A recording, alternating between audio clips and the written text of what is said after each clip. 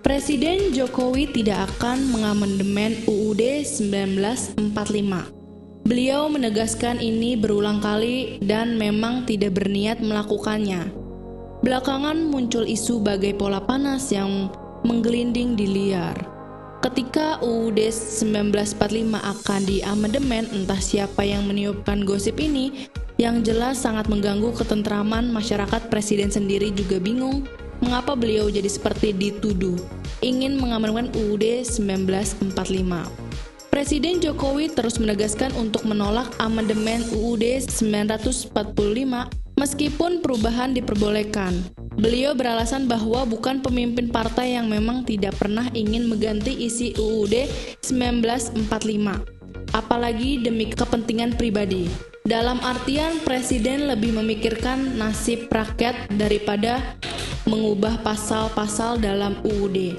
Presiden Jokowi menambahkan tidak ada yang bisa menjamin bahwa amandemen akan dilakukan secara terbatas. Takutnya ketika dibuka amandemen maka akan merembet kemana-mana. Oleh sebab itu beliau tidak mau mengamandemen UUD 1945 walau hanya satu pasal. Amandemen UUD memang diperbolehkan tetap dengan syarat-syarat yang berat. Direktur Pusat Pengkajian Pancasila dan Konstitusi Bayu Dwi Anggono menyatakan bahwa amandemen konstitusi merupakan hal yang wajar, dengan syarat tidak bertentangan dengan dasar negara Pancasila. Ini adalah sesuatu yang alami dan bagaimana melihat materi amandemennya. Amandemen UUD adalah isu yang sangat sensitif karena sebagai kepala negara, Presiden Jokowi diperbolehkan untuk melakukannya. Namun beliau memilih untuk tidak melakukannya karena memang tidak merasa ini adalah hal yang urgent.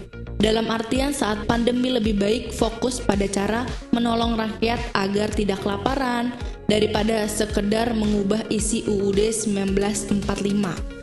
Padahal Presiden Jokowi di lain kesempatan juga sudah menegaskan penolakan terhadap wacana jabatan 3 periode. Beliau tidak berambisi untuk menambah masa kepemimpinan menjadi RI 1. Wacana ini entah siapa yang memulainya dan yang terjadi malah digoreng kemana-mana. Seolah-olah beliau yang mengusulkannya, padahal tidak sama sekali.